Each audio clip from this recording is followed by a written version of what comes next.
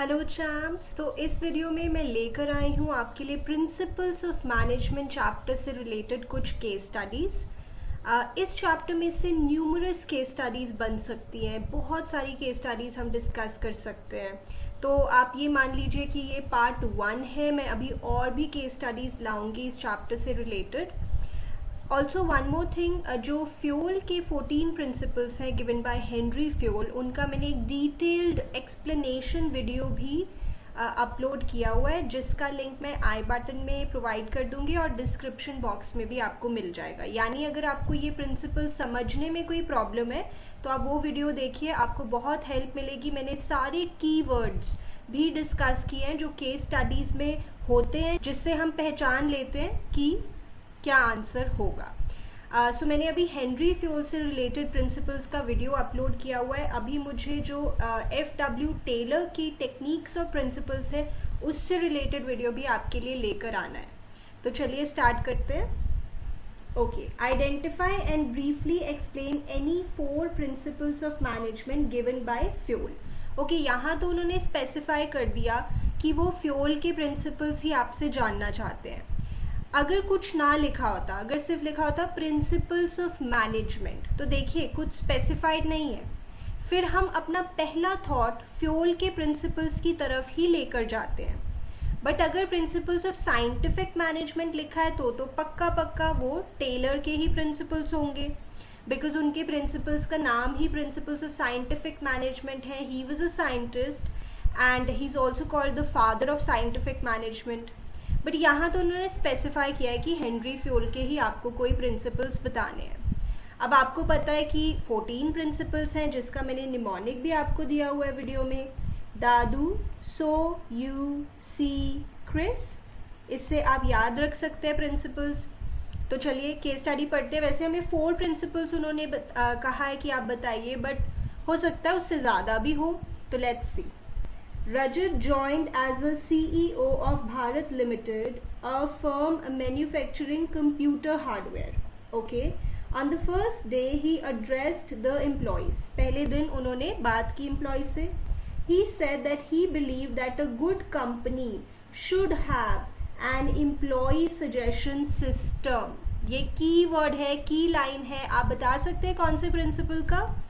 Initiative में हम पढ़ते हैं that workers should be encouraged to carry out plans for improvement. Workers को हमें इंकरेज करना चाहिए कि वो आगे आएँ, कुछ सजेशन दें, कुछ अपनी राय रखें, और अगर उनकी सजेशन अच्छी है तो उनको रिवॉर्ड भी मिलना चाहिए। So this is definitely initiative. Okay, आगे देखते हैं। And he wish to minimize employee turnover. अच्छा, ये क्या है कि जो रजत हैं, जो CEO हैं भारत लिमिटेड के, वो चाहते हैं कि एम्प्लॉयज़ कम से कम जॉब छोड़कर जाएं, यानी वो खुश रहें ऑर्गेनाइजेशन में। तो ये कौन सा प्रिंसिपल है आपको पता है? Stability of personnel, that employee turnover should be minimized. Employees should be selected after due and rigorous procedure, but once selected, they should be kept at their post or position for a minimum fixed tenure. जब आप उनको select कर रहे हो, पहले ही अच्छे से select कर लो, टेस्ट ले लो, इंटरव्यूज ले लो, बट एक बार सिलेक्ट कर लिया तो उनको टाइम दो परफॉर्म करने का। So this is stability of personnel. Okay, let us see further. To maintain organizational efficiency, he informed all employees that he would ensure that all agreements were clear, fair, and there was judicious application of penalties. मैंने उस video में भी discuss किया है कि discipline के लिए हमें चाहिए JCG, मतलब डिसिप्लिन के लिए हमें चाहिए judicious application of penalties, clear and fair agreements and good superiors at all levels. इसका क्या मतलब है? शॉर्ट में बताती हूँ, क्योंकि उस वीडियो में मैंने डिटेल में बताया है। जुडिशियस एप्लीकेशन ऑफ पेनल्टीज यानी अगर आप चाहते हैं कि आपकी ऑर्गेनाइजेशन में डिसिप्लिन हो, तो जो आप पनिशमेंट देते हो बहुत सोच समझ के दो। छोटी सी बात की बहुत बड़ी पनिशमेंट और बहुत बड़ी गलती की छोटी सी पनिशमेंट, ऐसे डिसिप्लिन नहीं आएगा। क्लियर एंड फेयर अग्रीमेंट्स, जो भी आप चाहते हैं कि एम्प्लॉयज़ फॉलो करें, क्लियरली स्टेटेड होना चाहिए और फेयर भी होना चाहिए।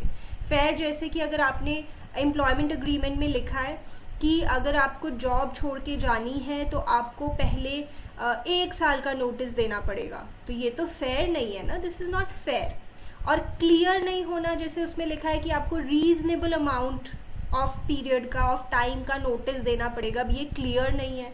तो डिसिप्लिन चाहते हो ऑर्गेनाइजेशन में तो क्लियर एंड फेयर एग्रीमेंट्स होने चाहिए, and definitely good superiors at all levels, जिनको देख के एम्प्लॉयज़ उनको अपना एग्जाम्पल माने, आइडल माने और डिसिप्लिन आ पाए। सो this is discipline. However, he said that he believed that lazy personnel should be dealt with sternly. Exact words आए हुए हैं, की वर्ड्स है ये, कि जो लेजी लोग हैं उनके साथ स्ट्रिक्टली डील करना चाहिए, ताकि सबके मन में ये मैसेज चला जाए कि सब लोग इक्वल है मैनेजमेंट की नज़रों में। ऐसा नहीं है कि अगर कोई मेरा फ्रेंड है जो मेरा एम्प्लॉय भी है एंड ही इज़ लेजी तो मैं उसको कुछ नहीं कह रही हूँ, नहीं, lazy personal should be dealt with sternly to send a message that everyone is equal in the eyes of management. So this is equity for sure. Okay, then आगे देखते हैं. Also that he would want to promote team spirit of unity and harmony among employees.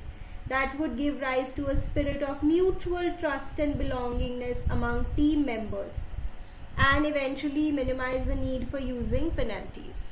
क्या आप बता सकते हैं? Very simple, team spirit, cooperation, harmony, mutual trust, belongingness, ये words related है एस्पिरे डी कॉर्प्स से। सो ये है एस्पिरे डी कॉर्प्स, फ्योल के जो प्रिंसिपल्स में से एक प्रिंसिपल है। Alright, he told all present that the interests of the organization should take priority over the interest of any one individual employee. I think again it's easy to guess. Subordination of individual interest to general interest, मतलब पहले organisation के बारे में सोचो फिर अपने बारे में। हमेशा ऑर्गेनाइजेशन का जो इंटरेस्ट है that should take priority over the interest of any one individual. So इस केस स्टडी में हमने आइडेंटिफाई किए हैं कितने principles? Okay, one more I write here, subordination of individual interest to general interest. तो हमने आइडेंटिफाई कर लिए हैं 6 प्रिंसिपल्स, वैसे उन्होंने 4 पूछा था। Now it's your wish to quote any 4, right? आगे चलते हैं। चलिए champs, moving on to the next question. Telco Limited manufactures files and folders from old clothes to discourage the use of plastic files and folders. That's good. For this, they employ people from nearby villages where very less job opportunities are available. An employee, Harish, designed a plan for cost reduction, but it was not welcomed by the production manager. Another employee gave some suggestions for improvements in design, but it was not appreciated by the production manager. State the principle of management that is violated. क्या बता सकते हैं? अभी हमने बात की थी initiative की, कि इनिशिएटिव में होता है कि वर्कर्स को आप इंकरेज करो कि वो कोई नया आइडिया लेके आए, कोई नया प्लान लेके आए, कोई सजेशन दें, taking the first step with self motivation. और अगर उनकी सजेशन से कोई कंपनी को एडवांटेज मिलता है, फ़ायदा होता है, तो उनको रिवॉर्ड भी देना चाहिए। तो इसका क्या आंसर होगा? इनिशिएटिव। मैं अगर आपसे पूछूं कि अगर यही केस स्टडी में आपसे पूछा होता state the principle of scientific management, तो एक ऐसा प्रिंसिपल है टेलर का भी, out of 4, science not rule of thumb, harmony not discord, cooperation not individualism, development of each and every person to his or her greatest efficiency and prosperity. उसमें से एक ऐसा है जिसमें यही बात की गई है कि अगर वर्कर्स कोई सजेशन देते हैं तो उसको सुनना चाहिए, और अगर उनकी सजेशन से कोई एडवांटेज मिलता है तो उसको रिवॉर्ड भी मिलना चाहिए। आप मुझे कमेंट सेक्शन में बता रहे हैं कि वो कौन सा प्रिंसिपल है given by F.W. Taylor. Okay champs, moving on to the next case study. इसमें हमसे पूछा है identify and explain any 2 techniques of scientific management. तो techniques given by F.W. Taylor, हमें पता है कि 8 होती हैं, time study, method study, motion study, fatigue study, functional foremanship, standardisation, simplification, differential piece wage system. उसमें से कोई हमें बतानी है 2 techniques. Let's see. Sanchit, after completing his entrepreneurship course from Sweden, returned to India and started a coffee shop, Aroma Coffee Can, in a famous mall in New Delhi. The speciality of the coffee shop was the special aroma of coffee and a wide variety of flavors to choose from. Somehow, the business was neither profitable nor popular. Sanchit was keen to find out the reason. He appointed Sandhya, an MBA from reputed college, as a manager to find out the causes for the same. Sandhya took feedback from the clients and found out that though they loved the special unique aroma of coffee, but were not happy with the long waiting time being taken to process the order. Okay, यहाँ से कुछ idea मिल रहा है हमें. She analyzed and found out that there were many unnecessary obstructions in between which could be eliminated. She fixed a standard time for processing the order. She also realized that there were some flavors whose demand was not enough, so she decided to stop the sale of such flavors. As a result, within a short period, Sandhya was able to attract the customers. Right तो इसमें एक तो बात की है कि कुछ flavours ऐसे थे कॉफ़ी के जो बिल्कुल सेल ही नहीं हो रहे थे, तो हमें करनी चाहिए simplification. We should eliminate unnecessary varieties, sizes, dimensions. जो प्रॉफिटेबल नहीं है उन वेराइटीज़ को हमें एलिमिनेट करना चाहिए, अपना काम सिंप्लीफाई करना चाहिए, और जिनकी डिमांड है अच्छी उन्हीं पे फोकस करना चाहिए. तो डेफिनेटली एक टेक्निक तो यहाँ पर हो गई सिंप्लीफिकेशन. उसके बाद जो यहाँ पे लिखा था standard time for processing the order, तो ये इसमें क्या होना चाहिए, टाइम स्टडी, क्योंकि हमें डिफाइन कर देना चाहिए कि इस काम को करने के लिए इतना समय लगना चाहिए, इससे ज़्यादा नहीं. कस्टमर्स को ज़्यादा वेट करने की ज़रूरत नहीं पड़नी चाहिए. सो चैम्प्स, इसमें 2 टेक्निक्स तो हमने आइडेंटिफाई कर दी, बट अगर आप थोड़ा और एनालाइज करो, अगर आप देख पाओ तो आपको एक और मिल सकती है, जिसके लिए हमें थोड़ा ज़्यादा सोचना पड़ेगा. Though it's not needed but I just tell you. जैसे यहाँ पे लिखा है, she found out that there were many unnecessary obstructions in between. अब इसका क्या मतलब है? ऑब्स्ट्रक्शंस यानी बीच में कुछ रुकावटें थी जो एलिमिनेट की जा सकती हैं. अब ये रुकावटें किस तरह की हो सकती हैं, आपको क्या लगता है? मोशन से रिलेटेड हो सकती है, मूवमेंट से रिलेटेड हो सकती है. जैसे हो सकता है किचन और जहाँ पे कस्टमर्स बैठे हैं उसके बीच में ज़्यादा डिस्टेंस है, जिस वजह से टाइम और ज़्यादा लग रहा है. बीच में फर्नीचर पड़ा हुआ है. सो बीच में काफ़ी ऐसी रुकावटें हैं, ऑब्स्ट्रक्शंस हैं, जिनको हम एलिमिनेट कर सकते हैं. तो हो सकता है ये ऑब्स्ट्रक्शंस में बात कर रहे हो मूवमेंट्स की, मोशंस की, तो मोशन स्टडी भी आंसर हो सकता है, बट वो इतना ज़्यादा क्लियर नहीं है. सो आपको 2 तो बिल्कुल क्लियरली दिख रहे हैं और वही उन्होंने पूछे हैं, सिंप्लीफिकेशन और टाइम स्टडी है. But still if you want to think a little more deeply then you may find कि इसमें मोशन स्टडी भी आंसर हो सकता है. ओके चैम्प्स, आगे चलते हैं. Identify and explain the principles of Fayol and Taylor refer to in the above paragraph. मैं हमेशा बताती हूँ जब भी मैं ये चैप्टर डिस्कस करती हूँ कि कुछ प्रिंसिपल्स ऐसे हैं फ्यूल और टेलर के जो कॉम्प्लीमेंट्री है, मतलब साथ साथ चलते हैं, एज इन कहीं ना कहीं वो सेम बात ही कहते हैं. और कुछ प्रिंसिपल्स ऐसे भी हैं जो ऑपोजिट बात कहते हैं. मैं एक एग्जाम्पल आपको देती हूँ जिसमें ऑपोजिट बात कहते हैं. फ्यूल का जो एक प्रिंसिपल है यूनिटी ऑफ कमांड, उसमें फ्यूल ने कहा है कि एक पर्सन को एक ही सुपीरियर से ऑर्डर्स मिलने चाहिए, एक सबऑर्डिनेट को एक सुपीरियर से ऑर्डर्स मिलने चाहिए. वहीं टेलर की जो वन ऑफ द टेक्निक्स है फंक्शनल फोरमैनशिप, उसमें वर्कर को 8 स्पेशलिस्ट्स या 8 लोगों से ऑर्डर्स मिल रहे हैं. तो कहीं ना कहीं वो कॉन्ट्रडिक्टरी हैं आपस में. But there are some principles of Fayol and Taylor which kind of convey the same message. तो देखते हैं यहाँ पे क्या है. The principles of Taylor and Fayol are mutually complementary, मतलब कहीं ना कहीं they are related. One believed that management should share the gains with the workers, while the other suggested that employees' compensation should depend on the earning capacity of the company and should give them a reasonable standard of living. तो आपको बात करनी है कि fuel ऐसी बात कहाँ कहते हैं और टेलर कहाँ कहते हैं. तो फ्यूल का प्रिंसिपल जो है रेम्यूनरेशन ऑफ एम्प्लॉयज़, जिसमें हम बात करते हैं कि एम्प्लॉयज़ को कम से कम इतने पैसे तो मिलने ही चाहिए जिनसे उनकी एक रीजनेबल स्टैंडर्ड ऑफ लिविंग वो मेंटेन कर सके, और जो वो पैसे देती है कंपनी, वो कंपनी की with in the paying capacity भी होने चाहिए. और टेलर भी कहीं ना कहीं ये बात करते हैं कि अगर कंपनी एक्स्ट्रा पैसे बनाती है तो उनको वो एक्स्ट्रा प्रॉफिट्स अपने वर्कर्स के साथ शेयर करने चाहिए, इससे खुशहाली का माहौल रहेगा ऑर्गेनाइजेशन में. तो वो ये बात कहते हैं हार्मनी नॉट डिस्कॉर्ड में, जिसमें हम मेंटल रेवोल्यूशन की भी बात करते हैं. Right, this is not difficult to guess. आप एनसीईआरटी खोलें, आपको क्लियरली वहाँ पे लिखा हुआ मिल जाएगा. Alright champs, moving on to the next case study. State one principle of management and one characteristic of management. तो chapter 1 और chapter 2 इसमें mixed है, तो definitely ऐसी case studies भी हो सकती हैं जिसमें दो तीन chapters mixed हो. Right, let's see.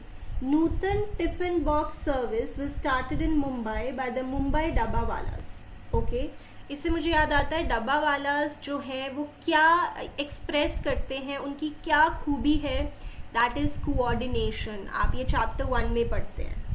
The dabba wallas who are the soul of entire Mumbai aim to provide prompt and efficient services by providing tasty homemade tiffin to all office goers at the right time and place. The service is uninterrupted even on the days of bad weather, political unrest and social disturbances. कुछ भी हो जाए वो time पे lunch box पहुंचा देते हैं अपने डेस्टिनेशन तक. Recently they have started the online booking system through their website mydabbawala.com. Owing to their tremendous popularity amongst the happy and satisfied customers and members, the Dabbawalas were invited as guest lecturer by top business schools. Yes, उनकी case study Harvard Business School में भी पढ़ाई जाती है. The Dabbawalas operate in a group of 25 to 30 people along with a group leader. Each group teams up with other groups in order to deliver the tiffins on time. Okay. They are not transferred on frequent basis as they have to remember the addresses of their customers. Very important. उनकी transfer नहीं की जाती, उनको एक ही जगह पे रखा जाता है. They follow certain rules while doing trade. No alcohol during working hours, no leaves without permission, wearing white caps and carrying ID cards during business hours. Right. आगे देखते हैं. Recently, on the suggestion of a few self-motivated fellow men, the Dabbawalas thought out and executed a plan of providing food left in tiffins by customers to slum children. Right. They have instructed their customers to place a red sticker if food is left in the tiffin to be fed to the poor children later. Very good initiative started by them. Right. वैसे तो हमें one principle बताना है, but I can see many. You can also see. तो जैसे एक तो ये था कि उनको ट्रांसफ़र नहीं किया जाता frequently, so this is stability of personal, एक ही जगह पे रखा जाता है. राइट. उसके बाद उन्होंने एक वो सेल्फ मोटिवेटेड है, taking the first step with self motivation, carrying out plans for improvement. ये इनिशिएटिव भी है, उन्होंने इनिशिएटिव दिखाया. देन वो रूल्स भी फॉलो करते हैं. This is discipline, of course obedience to the rules. and then जो वो ग्रुप अप करके टीम वर्क और टीम स्पिरिट के साथ चलते हैं. I think you would not disagree कि इसमें एस्पिरे डी कॉप्स भी है. Definitely esprit de corps. तो इतने सारे प्रिंसिपल्स हम आइडेंटिफाई कर पा रहे हैं, but you have to mention one. आप नीचे नोट में लिख सकते हो that other principles reflected are these, but main जो आपको एक्सप्लेनेशन देनी है वो एक ही प्रिंसिपल की देनी है. Now coming to the characteristic of management, जो हमें आइडेंटिफाई करना है, जो हम फर्स्ट चैप्टर में पढ़ते हैं, PMGGCID. Let me just revise once with you. Management is pervasive, Management is multi-dimensional, goal-oriented process, group activity, continuous, intangible force, dynamic function. Again बहुत सारे इसमें भी कैरेक्टरिस्टिक्स हो सकते हैं, कोई ऐसा डेफिनेट नहीं है, बट अगर आपको एक चूज़ करना हो तो आप कौन सा करेंगे? आई थिंक आप चूज़ करेंगे that management is a group activity. Group की बात हो रही है यहाँ, टीम की बात हो रही है, वो साथ मिलके काम करते हैं और इतना अच्छा काम करते हैं. सो हम जो कैरेक्टरिस्टिक यहाँ पे लिखने वाले हैं वो ये है that management is a group activity. वैसे आप इसमें और भी कोट कर सकते हैं, management is an intangible force, कि उनकी मैनेजमेंट इतनी अच्छी है आपस में. वो अब management can not be seen और touched but its presence can be felt. Management is a dynamic function. जब उन्होंने देखा कि आजकल इंटरनेट का ज़माना है, सब लोग ऑनलाइन अपनी बुकिंग करते हैं चीज़ों की, तो उन्होंने अपनी वेबसाइट भी बना ली. सो डायनेमिक भी है डेफिनेटली. बट अगेन क्योंकि हमें एक ही कैरेक्टरिस्टिक बताना है तो हम लिख देंगे that management is a group activity. Alright champs, I hope आपको कुछ हेल्प मिली इस वीडियो से. एज आई टोल्ड यू कि बहुत सारी केस स्टडीज बन सकती हैं इस चैप्टर में से. So I will keep coming up with more and more case studies from all the chapters including this one, so that आपको बहुत अच्छी प्रैक्टिस हो जाए. PDF ज़रूर देख लीजिएगा डिस्क्रिप्शन बॉक्स में से. ऑलराइट चैम्प्स, तो thank you so much for watching and I will see you in my next video.